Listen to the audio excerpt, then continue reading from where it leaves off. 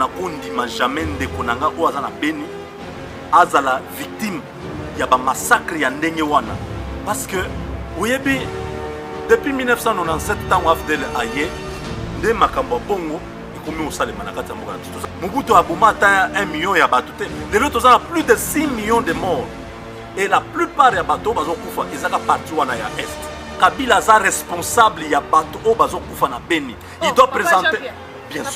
bien sûr. Oh maman toloba nani soki likambo eza na kati ya mboka mutu aliboso batunaka ezali président ya mboka wana parce que yenda azo représenter mboka na biso a jura devant une constitution na biso pour protéger population na biso. C'est pourquoi il faut tout dénoncer bino. Ces gens-là, ce sont des serviteurs de Satan, ce sont des synagogues de démons, remplis de démons. Ils ont un pasteur ou un zamba bengi ou to yebi ke molimo mosanto ekoti na kati na ye prophète de la nation yozo loba prophète de la nation mais oui bien sûr parce que ceux qui a prophétisé lobaka a prophétisé déjà nini o ekokisama alors ba ke Kabila mais c'est Joseph Kabila kotika na pouvoir ya ngwani salamatika la kina pouvoir Kabila zo pesa bango mbongo ça sont des marabouts de Kabila. Salanda tozoloko ta papier elenge ya Congo Glody Diasika la mignonne hey la mignonne Tracy Mbelenga pro. Bonjour bana monde entier au Holanda biso de partout précisément ici quand tozali na Texas na USA na États-Unis d'Amérique na pesi bino mbote belé o bozolanda biso na www.elengiyacongo.com ngai servante na bino Sarah Bankuna na lingi bino mingi merci pe na confiance au bopesi biso lelo tozoya kolobela bino sujet moko o eza vraiment makasi mingi sujet o etamboli vraiment partout na monde entier na ba YouTube na ba Facebook vraiment nazana invité na ngai awa o toko décortiquer na ye émission oyo. Sans oublier, merci beaucoup na boss Nangai Glody Diasika, la mignonne de la presse congolaise, avec son époux Tracy Mbelenga pro la même magique. Donc merci bisous na bino si que Zoami bino directement na opesa invité Nangai Mbote. Merci. Bonjour monsieur Jean-Claude. Bonjour madame Sarah. Monsieur Jean-Claude, est-ce que peuple au bazolanda biso peuple congolais au bazolanda biso na monde entier mobimba na site na biso www.elengiyacongo.com est-ce que vous se présenter bayeba qui est monsieur Jean-Claude? Merci beaucoup bandeko nyonso o bapesaka biso makasi ya koloba devant caméra eza bino bato bazolanda biso à travers monde mobimba biso toza na États-Unis tosepeli mingi koloba makambo etali mboka na biso ngai kombo na ngai Jean-Claude Mubenga nafandi awa na mboka moko na mama Sarah tozalaka tomonanaka mais lelo tosepeli toya quand même na elengi ya Congo toya ko partager masolo oyo etali mboka na biso eza masolo oyo bato bazolobela il faut biso pe topesa position na biso po toyeba ko orienter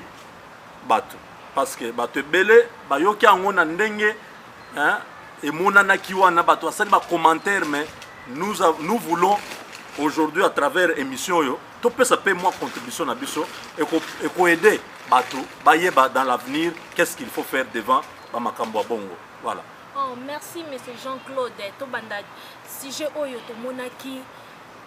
et déranger YouTube et déranger ba Facebook et déranger partout et so salana mawana parce que toza ba congolais papa Jean-Claude nini o tozo mona beni nini zo leka na beni papa Jean-Claude peuple congolais baza posa bayeba nini zo leka na beni na moni bana basi baza bakati bango bana ya mikie balongoli bango michoko mibali n'en parlons même pas nini zo leka na beni papa Jean-Claude. Maman eza lelo eza esengo ya banguna na biso o bazoluka mboka wana epanzana mais eza mawapo na biso parce que biso toza bana Congo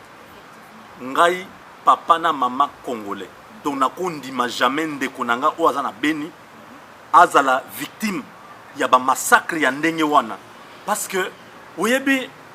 depuis 1997 ntango AFDEL aye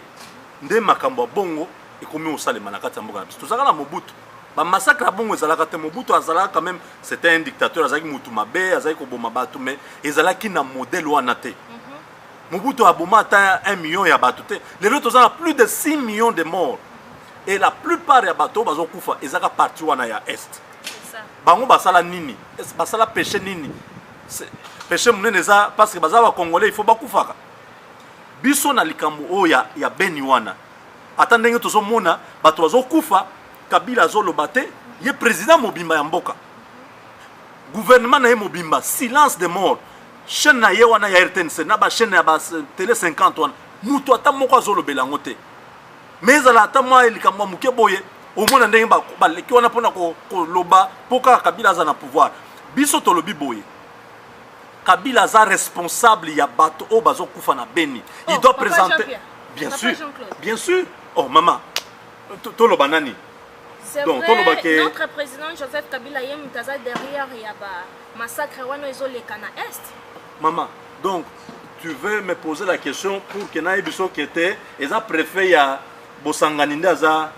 responsable. Na kati ya mboka mama soki likambo ezali journaliste politique ta soki likambo eza na kati ya mboka mutu aliboso batunaka ezali président ya mboka wana parce que yenda azo représenter mboka na biso a juré devant nene constitution na biso pona ko protéger population na biso aza garant ya mboka mobimba aza garant ya ba institution yenda aza commandant en chef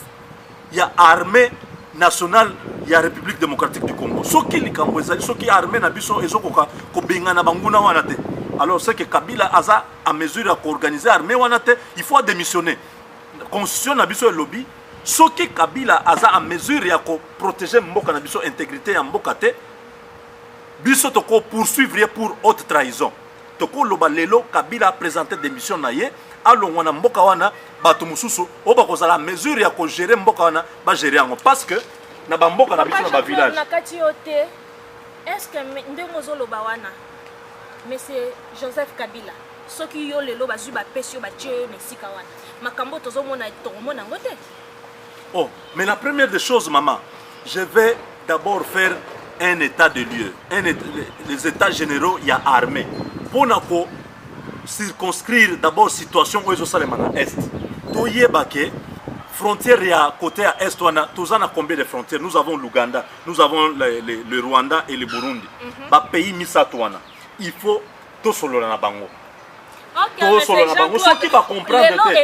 émission politique, nous prochainement... Maman, peut 30 secondes dans 6 à partir. Ok. Comme ça, prochainement, tu peux développer en bien. To solo la première des choses, et que la action wana to solo na bande ko nyonso ba voisin na biso. To ebisa bango ba surveiller frontière, biso peut surveiller frontière na biso. Soki ba rebelle wana Ougandais ou bazo ya ko boma bi, soki ba continuer, nous déclarons la guerre contre cette nation là, nous les attaquons. To mobiliser mboka mobimba, ba jeune nyonso na ba baza na kati armée te, ba koti na kati armée pour to kende ko bunda parce que aux États-Unis, soki Amérique eza attaqué, maman biso nyonso bana mibali na kati ya constitution ezali to zo manduk to kendo bunda. Alors na kati ya mboka na biso eloko na ezosalema Kabila alobaka eloko te. Alors tokoloba nini ke yenda za responsable ya likambo na voilà. Merci beaucoup monsieur Jean-Claude, merci beaucoup. Tokota na sujet na biso lelo eza ya mutakalisation ya pasteur Obomona ki alekaki na ba vidéo etamboli lisusu partout na Facebook, na YouTube, surtout rapidité internet ekoma nango. Donc bino mo bomona ki monsieur Jean-Claude tomona ki pasteur na biso Denis Lesi. Donc à s'exposer na ye ayoki na ye sonité parce que ce muto ayoki sonité nga pe na yoka sonité pour na tia micro na ngai na tout na question hein parce que comme ateke oh mwana na za impoli te nga na zo sala musala na ngai parce que to mona ki ba vidéo o ya ko sala sembla lo ba ka mona vidéo te azate mais c'est Jean-Claude mona ki vidéo wana ya pasteur na biso ya pasteur Denis Leso esali soni makasi na peuple congolais o soko la kisi ate étranger moko ebisi pasteur eza soni o mona ki yango talaki vidéo wana salaki nini en tant qu'un homme de Dieu parce que na yebi opo servaka. Oui maman, je crois que eza likambo oyo batu nyonso ba yebi eza soni. Denis Lesi n'est pas un pasteur. C'est vrai? Mais un pasteur ne peut pas faire ça maman. un pasteur oyo nzambe abengi oyo toyebi ke molimo mosanto ekoti na kati na ye biso toyebi prophète de la nation yozo loba prophète de la nation mais oui bien sûr parce que soki a prophétisé lobaka a prophétisé déjà nini oyo ekokisama alobaki Kabila mais c'est Joseph Kabila kotika na pouvoir yango ani sala matikala ki na pouvoir mais Kabila azopesa bango mbongo ça sont des marabouts de Kabila bango de marabout ya Kabila o basalaka na incantation na butu Jean-Claude Azolo besoin engagé kaka aza ye mon côté ba pasteur belé ya Congo wana sur 100% ba pasteur na biso na Congo wana baza ba pasteur te ce sont des grands vampires baza ba ndoki ya butu oyo ndoki oyo tomonaka o babenganaka na kata famille na ba pasteur wana baza ndenge moko bakenda kozwa ba magie na Nigeria bakenda na Inde bakenda kosala ba biloko wana pour que bazwa succès bazwa neni bomengo ya mokilo oyo la Bible dit soki ozui okomi moninga ya mokilo si tu deviens ami du monde si tu aimes le monde tu es ami du monde tu es ennemi de Dieu soki yo linga mokili koleka nzambe okoma ennemi ya nzambe batu wana baza batu ya nzambe te baza ebele bamusu baza na France bachatumba baza ebele toyebi bango bazwaka basi ya batu babotisa basi ya batu na kati yote siko ozo confirmer peuple de Dieu que pasteur to prophète Denis Lesi ba pasteur nyonso to oyo tangi wana bango baza basali ya nzambe te baza bazo servir diable mais bazo servir Satan parce que nini na basali ya nzambe na basali ya Satan et comment moi confusion frère Patrice Ayemba yango à l'époque quand il était encore Patrice Oazalaka inspiré au Patrice to yebi alelo to yo païen oyo te siko lelo ligolo basu parce que frère Patrice comme païen ce sont des gens qui servent Satan balongwa na nzela nzambe à cause ya mokili balanda mbongo balanda gloire ya mokili bazo ke no fana na Kabila bayebi ke Kabila là est en train de tuer le peuple bazo buma batu na kata mboka afuta ka mutu te ba fonctionnaire bazana kata ya nzala neni ba enseignant eloko ya malongo ezana kata mboka te mutu wana oleba ke ndoko yebise vérité que monsieur le président tolingi yo oza président na biso bongisa mboka futa ba fonctionnaire ceux qui basali musala wana basali plus que l'évangélisation papa Jean-Claude lelo tozolobela président Kabila te tozolobela pasteur maman je m'excuse nazongi nanzela OK nazongi nanzela si na biso eza ya pasteur Denis Lesi ya mutakalisation OK nazongi nanzela pasteur Denis Lesi aza musali ya soloka aza musali ya bakisi baza banganga batona baza ba magicien bazala basali ya nzambe te les gens disaient ces histoires depuis longtemps. Bato azai kondimate. Bato wana bazwaka basi ya bato. Ba pasteur wana bosalaka confiance, baza batu te. Bazo sala, baza na ba principe moko balobaka o nini offrande du corps. Na kati yote olobi bazwaka basi ya bato. Est-ce que yoza na ba preuve mona ba pasteur wana na basi ya bato? Maman, mais cela m'embarrasse parce que ce que je sais nga preuve ya mutu azo ke nozwa mwasi ya mutu na ebite ce que zo linga naza la témoin jour bazo kende na mwasi wana na lobi toza la témoin mais preuve moko oyo mais preuve za tango mwasi aza na zemi batuni yo zemi oyo eza ya wapi oza ya pasteur tozo luka preuve nini awa na États-Unis combien ba pasteur na ba Dallas kuna combien de pasteurs ont engrossé pasteur kuto aza na nini na capacité ya beti boye mapasa mama azui mapasa mama olia bota ata mwana ya moko aza femme mariée aboti mapasta pasteur wana pasteur akima akenda soki Canada soki poto bien sûr oh eza masolo nga azo inventé te eyebani baza ebele bazwaka basi ya bato donc ces gens là peuple de Dieu bozala aveugle te oh et pasteur à lobby et pasteur jeune pasteur n'est pas Dieu il fait un travail il faut que toi tu sois vigilant ne te fais pas il faut pas qu'on dise n'importe quoi parce que pasteur a lobaki bazo sala ba ebisino bio offrande du corps parce que nani prophète moko na kata Bible soki prophète Élisée voilà merci beaucoup maman prophète Élisée azaka azoleka mwana moko akufaki akepona osambelela mwana wana nzambe a révélé qu'il faut asalela ye formule moko boy esalamaka mbala moko etikala lelo esalamaka na kati ya baeglise prophète asala nini amatela mwana wana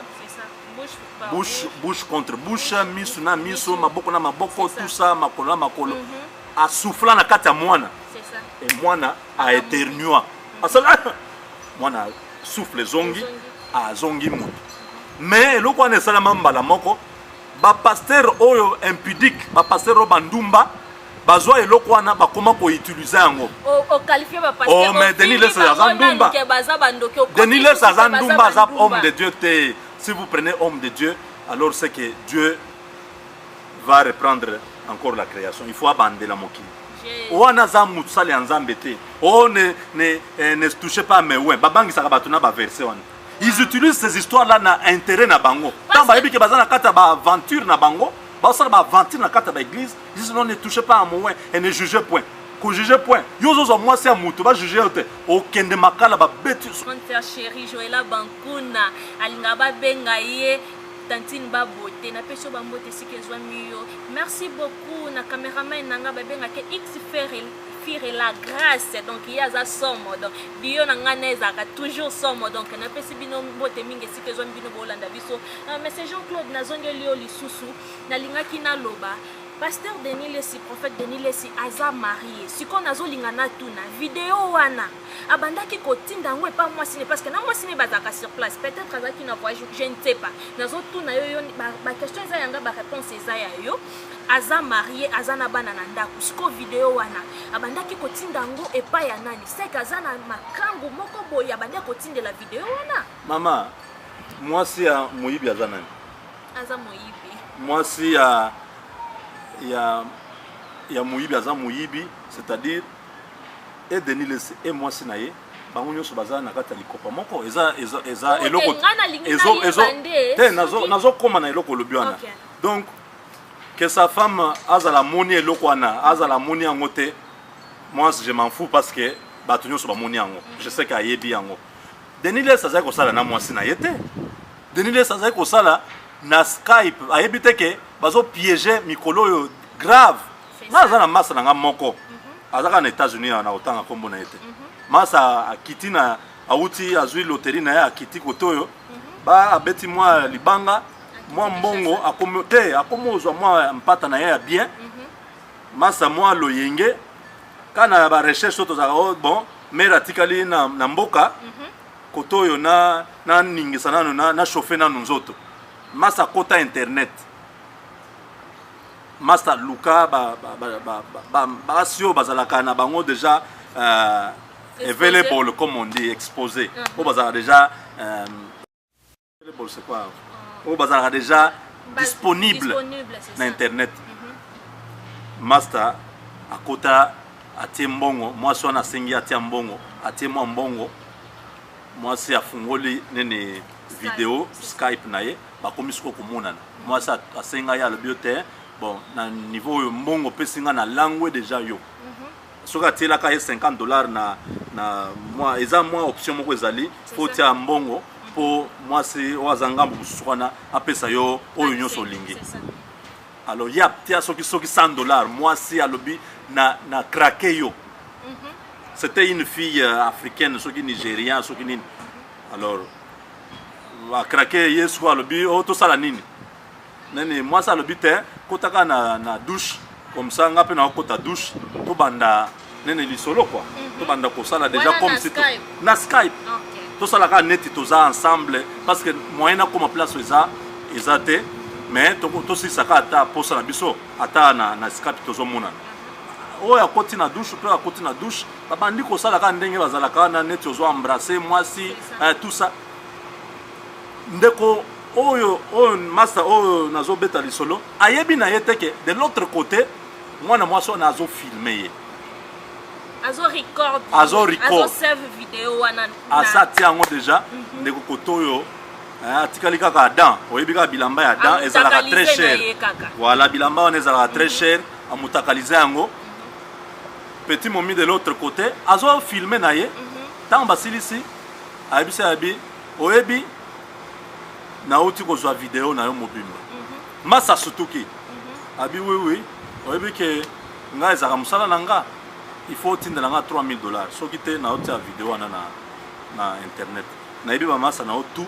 na Facebook na yo na mwasi na yo na moni photo oza na mwasi na yo na bana na kotia pour que mwasi no pe amona ke yo oza koto yo sala biloko bongo masa na nga tomboka abi ko sala eloko wana te masa ebaki na nuteke koto yo ezala bongo abi e ko sala rien ozo kosa na minute boy pas moi na mwasi wana a balancer image mais c'est Jean-Claude ça que yango nde basali pasteur na biso Denis oui mais parce que azalaka na kati ya bakopo wana ezaka vi na ye siko ozo confirmer que c'est pasteur Denis asala kango déjà siko oyo yango nde mwana mwasi wana a publier ba vidéo tokolo bateke akweyaka déjà ye atikali siko abandaka kobaluka na mabele parce que muto akweyaka alamuki akokoya pe liswa lamuki ye akotika sikoyo na se moyen akolemba déjà kokoya kolamuka wana akotika sikoyo akomika ko rouler na se azosalaka biloko wana o bomoni wana ezande manifestation à la surface ya biloko asalaka oyo baloba ke na dernier na temps ya suka makambo bongo ekozala eza ba makambo to komomona ba pasteur biloko to biso tant to pasteur aza muto kobanga muto vraiment oyo ayebi nzambe ayebi liloba nzambe même Paul dit il faut qu'on kima impudicité ye azo se retrouver ami bonzi pasteur Denis les oli akima ya ke komi bonza amitié na kati ya impudicité tu vois il n'a pas fait ce que Paul a dit fouiller ya zu caméra atie abi maintenant je viens m'offrir ngamoko na mitié na kati ya nini ya impudicité en tout cas eza soni eza eloko soni makasi ba pasteur tozana bango basali soni baza ebele mama ba pasteur tozana bango baza ebele na kati ya biloko wana soki tolingi to banda ko bimisa moko ba église utika la vie. Là je dis merci à Dorcas Patience Bambote Sikoza, merci beaucoup pour notre soutien avec moi nanaye Jessie Kawele na pesi bino mbote bisikezwa mi man batinzinga na tuna yo lisusu est-ce que mutu bongo aza digne ya kotiela peuple de Dieu lisusu maboko parce que ertolanda ki video na ye tolanda ki ya suka alobi vidéo wana e matisi ye lisusu akosakana te pe alakisi combien bato bayaki dimanche wana na église alobi tala foule oyo baye pe ba miracle oyo esalemi wana mais c'est Jean-Claude mpona yo mutabongo azobeta tolo malgré vidéo wana alobi matisi nde lisusu te na ye mais yo zai kozela aloba ke na kolela na ke kobombana il fallait aya koloba biloko abuzoba wana parce que ce sont des prophètes de Satan bazo salela Satan musala donc bango eza ozomona nene proverbe nene soki parabole ya livrer et le blé donc ivrer na le blé nyonso ekokola au même moment ezalaka ndenge moko kotala ngo bien omoni neti oyo eza neti oyo mais tango ekokola nde komona oyo eza blé oyo eza livrer bato wana bazosala confusion na kati ya église po toyeba te ba vrai pasteur baza wapi ba faux pasteur baza wapi alors nzambe akomi obimisa bango na poisa po toyeba ke ba oyo nde basali ya satana misala na bango bokoyeba bango a partir na misala na bango les fruits talaka pasteur Denis Lesana mobali asali choko neti mwasi aza neti musicien otalieka boy neti musicien tikaleka tobola watia ba boucle wana batiaka na nini abanda kosala banini eza soni ye akotia mutu loboko te mutu akotia mutu loboko aza mutu aza na makambo ya nzambe na kati na ye aza makambo ya nzambe te soki atio loboko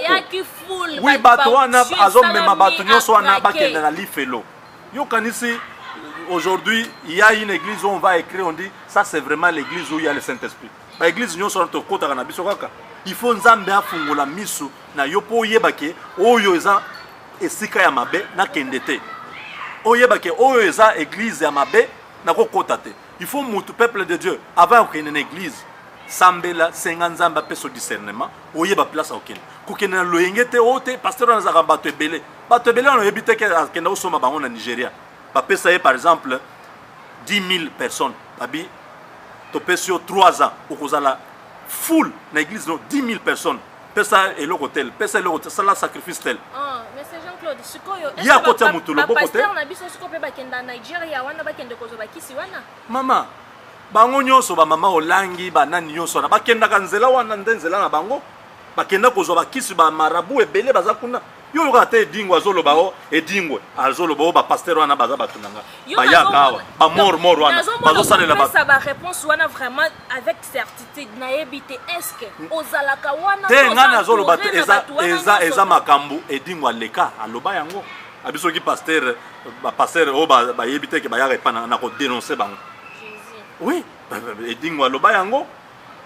mort wana les pasteurs là vont les voir beaucoup de nganga o bazana kota ba bandundu nyos bakendaka ba pasteur bakendaka kota bango ba o ya nzambe baza muke bible yango moko eloba yango ceux qui sont appelés sont nombreux mais ceux qui sont élus sont peu donc au mona na maswana bato nzambe yebi bakozala ya kotanga donc il faut boke ba bino bato bozo welela kokene au moni bino bato net batenir bokangeli bato ebele nzela alola na babiloko bongo bato bakoya su na kosambela te. C'est pourquoi il faut tout dénoncer bino. Ces gens-là, ce sont des serviteurs de Satan, ce sont des synagogues de démons, remplis de démons. Ils ont bisika okene kosambela te. Ba église net ba église catholique. Ba salé makambo belé. Papa Jean-Claude ndenga lobi eza ba église okosambela te. Donc yo moko na ndako no avon bimo kende église senga nzambe ala kiso église voilà. Oko kende kosambela. Mais c'est Jean-Claude na ndenga suna tuna question oyo. Papa Jean-Claude, est-ce que soki mutu amoni de abiloko abongo bazo kende pe kaka na yebite eloko nini ezo pousser bango est-ce que ezaka ka bakisi na bango oui babiloko na bango bazo comprendre incantation mama bazo kanga bato elamba mwindo bazo aveugle bato elamba mwindo na elongi okoyeba vérité yango balobi si tu es en Christ tu es devenu une nouvelle créature. Toutes les choses anciennes sont passées. Mais Moutoua, comme une nouvelle créature, à cause de la biloko, parce qu'il y a des gens qui disent oh binope bozo talaka denile se bato bazo yi banane est-ce que péché amune na muke ezalaka te tolobi te que péché amuke na amune ezalaka mais il y a des péchés oyo ezalaka na conséquences graves muto ko yi bawa bakangiye bakena ye bato yibi na ye mais ce que ozui moi c'est amuto obi te que mobali wana ko bomayo obi te que obomi nini via bato ce que osale kobo oyebi te kokokende ozwa sida okufi eza makambo te ya biso ekobo eza mabe kozwa mwasi ya bato eza mabe mais bango mondeni bose retrouver na makambo wana o bango bazoteya biso oui bazoteya eza na bazoteyaka na principe yake bosalela oyo nga nazoloba mais bosala oyo nga nazosala te kasi eza mabe nalingai mpe lisusu naloba papa Jean-Claude sikoyo baeglise ya bongo totika tovanda na ndako o bien tosala mama bato ebele bayebi ke paster oyo abota na mama wana mais bakenda kaka wana. Le problème c'est que na mboka na biso moralité ese kufa. C'est ça. Bato balobaka vérité muto ayokela bango te. Bato bazokosa wana bazosala tia loboko na nini na mulangi. Tia loboko na télévision. Miracle zo landa yo. Bilo ça c'est de la magie. Ça c'est de la magie. Biloko wana eza biloko ya koboya. Mutu oyo andimeli Yesu Kristo. Yesu akoti na kati na ye. Yesu nde aza solution na makambo nyonso. Tout le reste des histoires là, eza biloko bazo créer pour que basala commerce na bango ba affaiblir ba milimo eza faible. Papa Jean-Claude, merci beaucoup vraiment. Pour pas continuer kokonza. Est-ce que tokoki kozwa au conclure na nyonso tout au lobby oyebisa peuple o bazolanda biso précisément peuple congolais au conclure au lobana bango lilobana ya suka peuple congolais bande konanga nyonso na lingi bino mingi makambo na lobi eza na sens eza na ndenge ya ko détruire œuvre de Dieu te eza na ndenge ya ko fungola matoyi ya baoyo baza koyoka te parce que bino boyebi makambo ba pasteur bazo sala mais vous continuez à aller dans cette église là oyebi que pasteur oyo ayaka soir nyonso mona kana ser wana oyebi que pasteur wana bala mais au mona kana ser wana bazala kana na ndenge ote ko juger mutu te aza musali nzambe c'est un oint de Dieu biloko wana ko bangisa bato oint de Dieu ezate oyeba que soki bozo continuer ko soutenir bango na bino bo kende li felo parce que quand vous serez déjà mort il y aura plus moyen ko yeba nzambe boyeba nzambe solo sikoyo bosala avant ko na église senga nzambe a ouvrir yo discernement après so pe intelligence pour Dieu nzambe oyo abengi yo akotinda yo te po kende ko se perdre. Comment tu veux te retrouver na kata église ya ndumba ndenge wana neti Denis Lese olobi peke tokendaki papa na biso papa na biso tokoboya yete tokobwaka yete bino bozozwa nini malédiction bozozwa malédiction tant bino bozomona nidité ya nini ya papa na biso merci Jean-Claude merci beaucoup ye azwaki soni ya kosala eloko wana merci Jean-Claude merci beaucoup akeba na ye bolandi monsieur Jean-Claude aza vraiment na kanda makasi vraiment pour na ba pasteur o bazosala makambo wana papa Jean-Claude soko kopesa 3 ou 2 personnes mbote au Singapour, merci. Na remercie mingi surtout ba konzi ou bien ba kolo merci pour na initiative au Bosali pour ba congolais nyonso bazwa moyen ya kozwa information ya kozwa ba news à travers le monde. Merci beaucoup et na PCP bandeko nyonso balingaka biso o balandaka biso à travers ba forum na biso politique amakambo nyonso tolobaka sur le Congo surtout bandeko na biso a Beni toza de cœur avec vous tozo le la bino bokanisa te ke to bosani biso même to bosani bino même si nous sommes loin toza na bino tozo compatir na bino bientôt là le Congo sera libéré bientôt là bato bazo monisa ba congolais passé ba kotika et enfin nazo pesa famille nanga mobimba mbote famille nanga à travers le monde au bazana Congo bazana Europe na Canada aux États-Unis moi c'est nanga na bana nanga je vous embrasse je vous aime beaucoup nous nous retrouvons prochainement. Merci beaucoup monsieur Jean-Claude merci pour la disponibilité na yo oyaki ko lekisana biso temps oyo peuple congolais et lui message et captant au monde entier parce que na site na biso bo luka biso nulle part ailleurs toujours na www.elengiacongo.com de bomo na Sarah Bankuna naza kaka servante na bino no saka musala obino bo senginga na sala peuple congolais eza na posa ba news précisément ici katoza na USA donc naza wana ka pona sala pona sepelisa bino je dis un grand merci à mon boss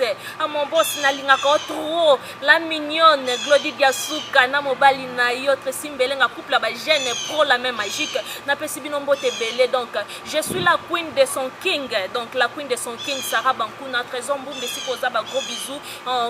bisous na mwana na ngai Alvin Mbumba na kifio grave à Sarah tantou Estache tantou et Spakli tantou na lingi bino mingi on se retrouve prochainement. Bye bye. Salanda tozoloko ta papier elengi ya Congo. Glody Diasuka la mignonne. Hey! La mignonne.